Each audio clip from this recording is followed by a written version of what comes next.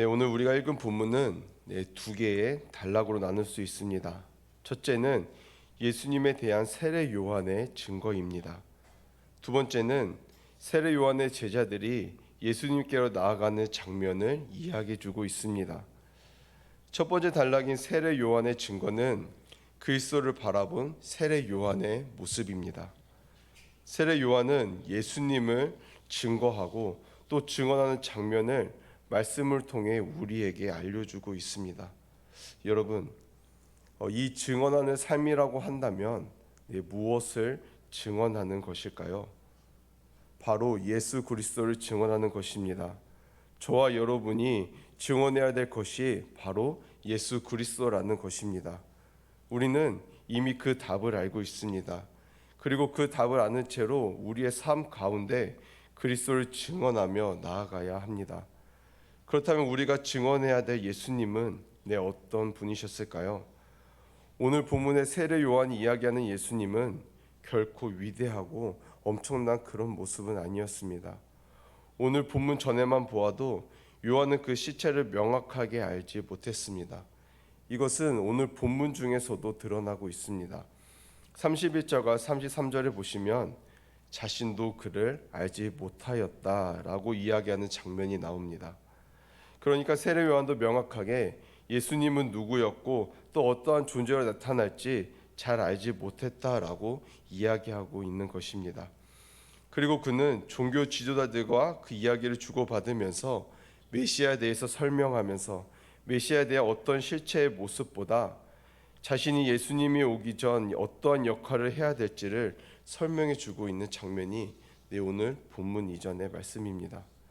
그래서인지는 모르겠지만 마태, 마가, 누가와 같은 공간 복음과는 조금 다르게 이 요한복음에서는 예수 그리스도의 이 세례받는 장면을 독립적으로 표현하지 않고 있습니다. 예수님은 기대와 다르게 세상 죄를 지고 가시는 어린 양이었습니다. 29절 말씀을 보시겠습니다. 이튿날 요한이 예수께서 자기에게 나오심을 보고 이르되 보라 세상 죄를 지고 가는 하나님의 어린 양이로다. 여기서 세상 죄를 지고 가다라는 것은 세상 죄를 제거하다라는 의미를 함께 담고 있습니다. 예수님께서 세상의 죄를 제거하기 위하여 이 땅에 오셨는데 우리가 생각할 때는 어쩌면 그 모습은 좀 강력하고 힘 있고 위대한 모습이라고 생각할 수 있습니다. 그러나 성경이 세상 죄를 지고 간다라고 표현함으로써 무엇을 이야기하고 있습니까? 바로 예수님이 연약해 보이는 것 같은, 나약해 보이는 것 같은, 힘없어 보이는 것 같은 모습을 표현하고 있습니다. 그리고 이 세상 죄를 지고 가는 이 어린 양 예수에 대한 예언은 구약의 이사야에 주로 등장하는데 이사야 53장 7절 말씀을 보시겠습니다.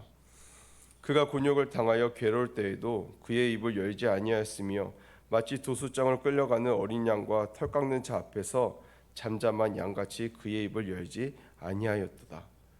이 말씀에서 나타나는 그리스도의 모습은 굉장히 연약해 보입니다.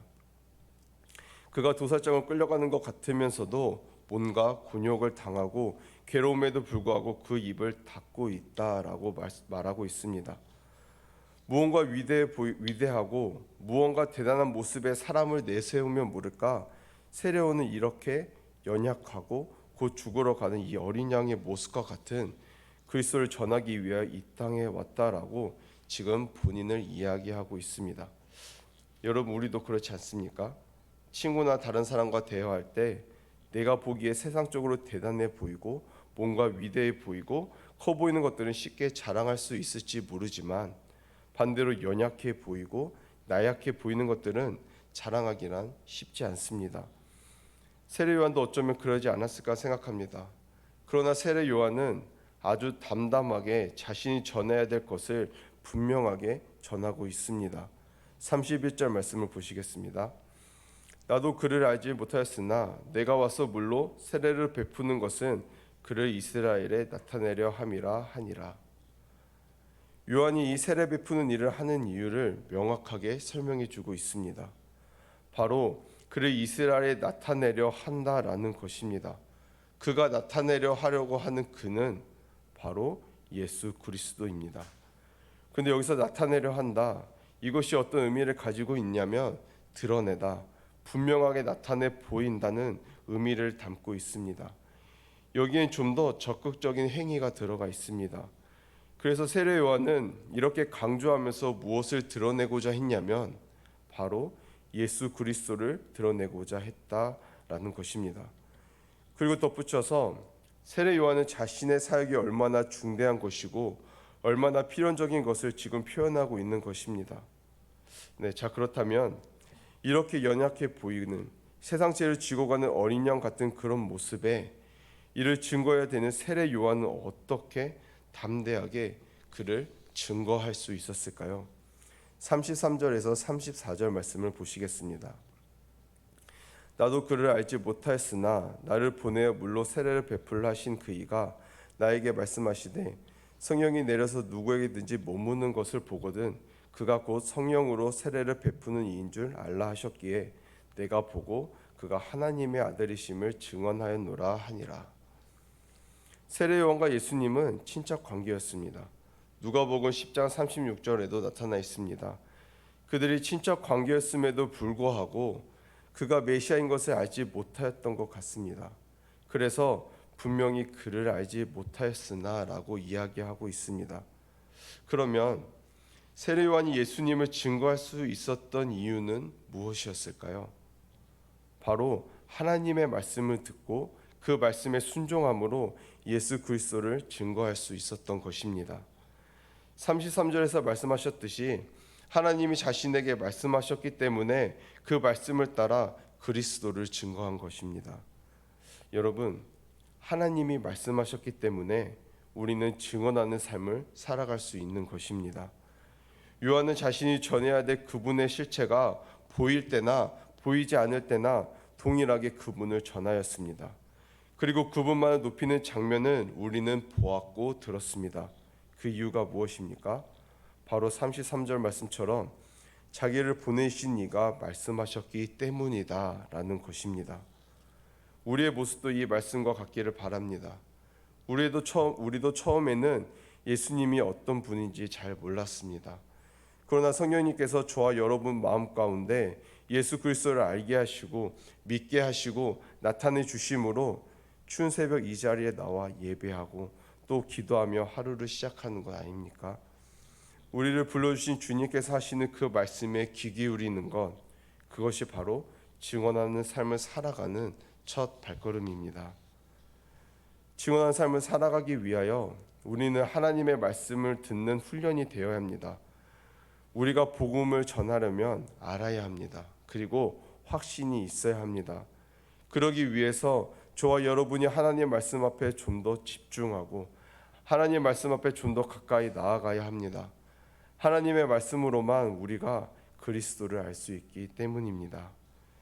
바라는 것은 저희가 이 땅에서 그리스도를 증언하는 삶을 살아가기 위해서 얼마 남지 않은 2023년과 그리고 2024년에도 더욱더 하나님의 말씀 앞에 가까이 나아가고 하나님의 말씀 앞에 무릎 꿇을 수 있는 저와 성도님들이 되길 소망합니다. 요한은 예수 그리스도를 증언하는 삶을 살았습니다. 비록 요한이 먼저 이 땅에 발을 내밀었지만 그가 전해야 될 것은 나중에 인간의 몸으로 오신 예수님이었습니다. 그래서 그는 30절 말씀처럼 내 뒤에 오시는 이가 있는데 나보다 앞서 있다라고 표현함으로써 그리스도와 인간됨과 또 하나님이심을 동시에 설명해 주고 있습니다. 34절에 내가 보았고 그가 하나님의 아들이심을 증언하였다라고 말씀하고 있습니다. 세례 요한의 증거대로 한다면 세례 요한은 굉장히 복받은 선지자가 아닐까 생각합니다. 구약의 마지막 선지자로 오신 메시아 예수 그리스도를 본 유일한 선지자가 된 것입니다. 구약에 등장하는 여러 선지자들이 예수님에 대해서 이 메시아에 대해서 많은 예언을 하였지만 실제로 그를 본 사람은 아무도 없었습니다. 그러나 세례 요한은 그를 본 것입니다. 이것이 또한 증언하는 삶의 기본적인 모습입니다. 보았기 때문에 증언하는 것입니다. 저와 성도님들도 예수 그리스도를 보고 만난 자들인 줄 믿습니다. 요한복음 20장 29절 말씀을 보시겠습니다. 예수께서 이르시되 너는 나를 본고로 믿느냐? 보지 못하고 믿는 자들은 복되도다 하시니라. 이 말씀처럼 우리의 눈으로 봄이 아닌 우리의 믿음으로 보고 믿었기 때문에 저와 여러분은 복된 사람입니다.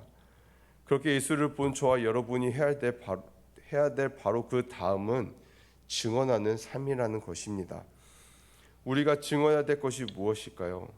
바로 예수님입니다. 우리가 예수님을 따라 세상 속으로 걸어가야 합니다. 우리가 예수님을 증언하는 것이 우리가 세상 속에 살아갈 때에 해야 되는 일입니다.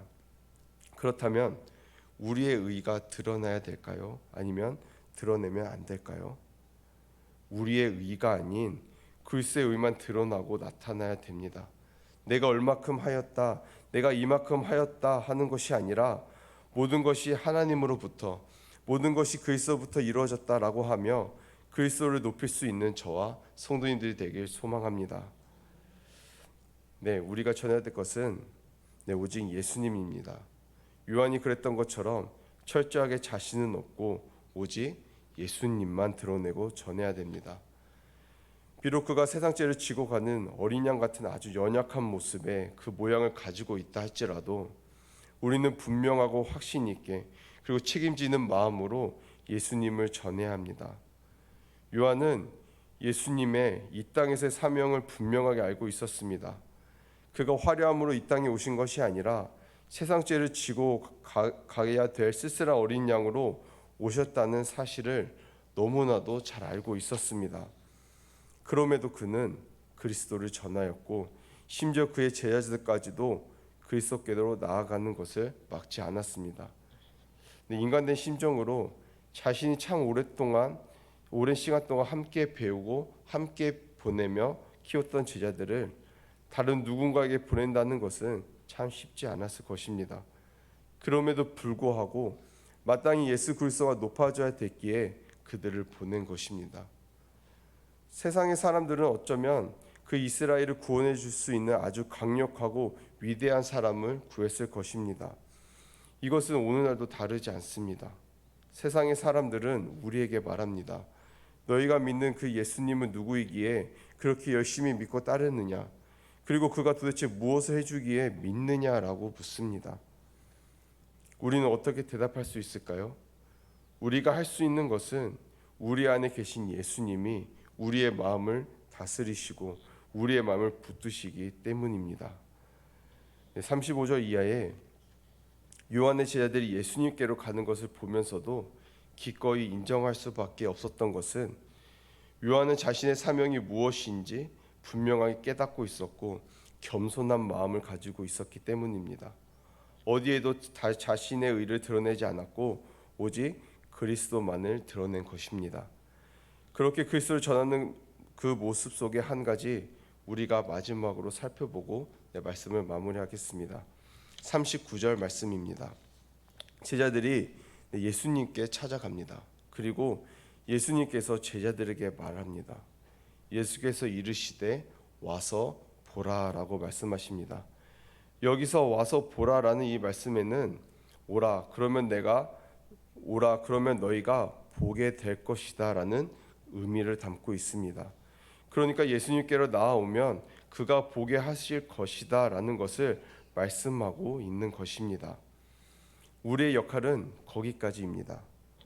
우리가 증언하여 무언가를 나타내기보다 우리가 증거해서 예수 그리스도를 나타내면 그리스도께서 보여주시고 나타내 주실 것입니다.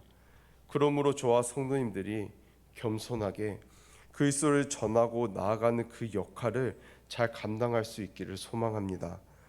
끝으로 증언하는 삶은 우리가 예수를 보았기 때문에 증언하는 것입니다. 예수님을 통해 나의 의를 드러내는 것으로 전해서는 안 됩니다. 겸손하게 나의 의가 아닌 예수님의 이름만 드러내야 됩니다. 여러분, 하나님의 아들로서 이 땅에 오신 예수님이 바로 세상의 소망이고 희망입니다. 또 예수님이 세상 속에 우리에게 살아갈 수 있는 힘이 됩니다. 그리스도를 전할 때에 우리의 삶 가운데 풍성한 은혜를 누리시는 저와 성도님들이 되길 소망합니다. 네, 기도하시겠습니다. 사랑의 마신 하나님 아버지, 오늘도 주님의 말씀을 묵상하게 하시니 감사합니다. 오늘 말씀을 사모하며 우리의 의가 아닌 주님의 의를 드러내는 저와 성도님들이 되게 하시고 늘 겸손하게 주님 앞에 나아갈 수 있도록 주님께서 함께해 주세요. 예수님의 이름으로 기도드립니다. 아멘.